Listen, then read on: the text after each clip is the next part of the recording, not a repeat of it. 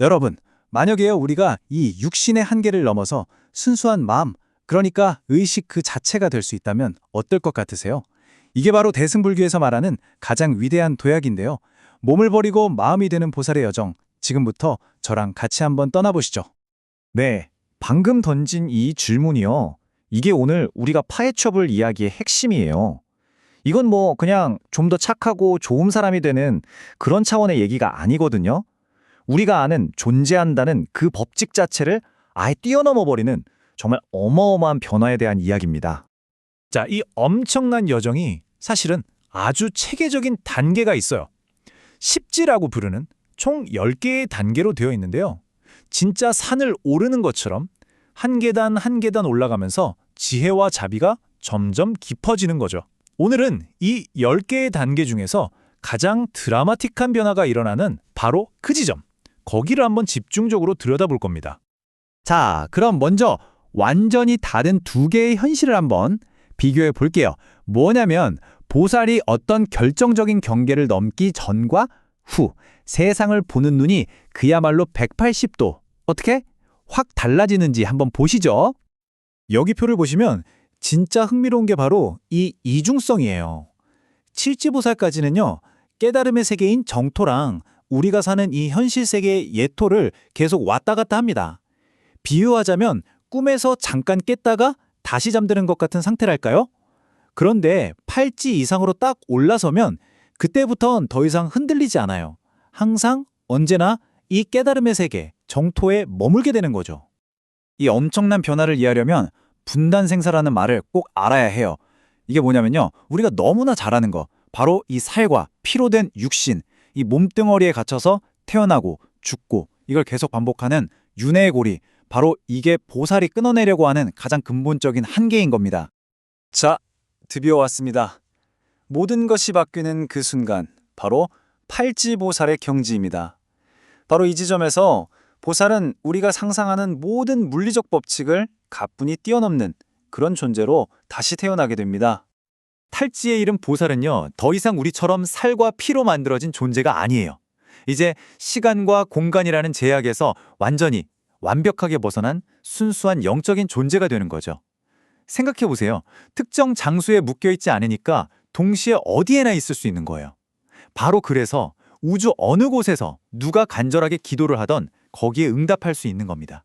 이런 몸을 뭐라고 하냐면 의성신이라고 불러요. 말 그대로 오직 마음으로만 만들어진 몸이라는 뜻이죠. 이 경지를 정말 기가 막히게 표현한 구절이 있어요. 영절생로하니 조체 독립이라.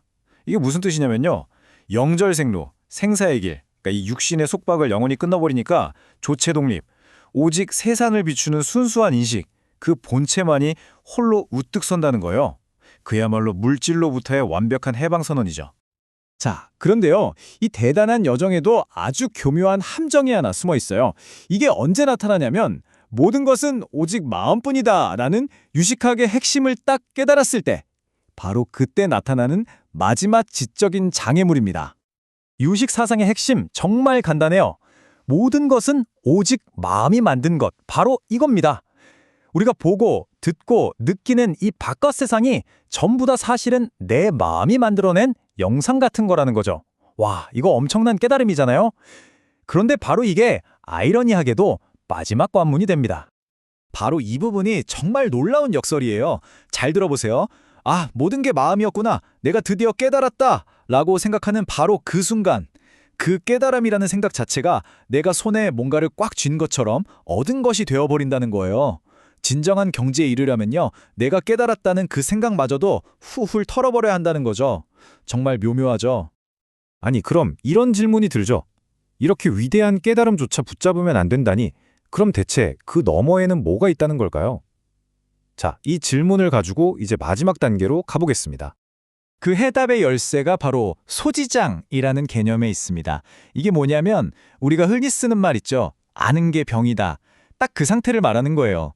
아무리 부처님의 위대한 가르침이라도 내가 이걸 안다 라고 거기에 딱 집착하는 순간 그 알미 오히려 완전한 깨달음을 가로막는 마지막 벽이 되어버린다는 거죠. 자, 이제 정말 이 여정의 마지막 단계, 클라이맥스로 가보겠습니다. 여기서는요, 우리 마음 자체가 근본적으로 성질을 바꾸는 그야말로 궁극의 변신이 일어납니다.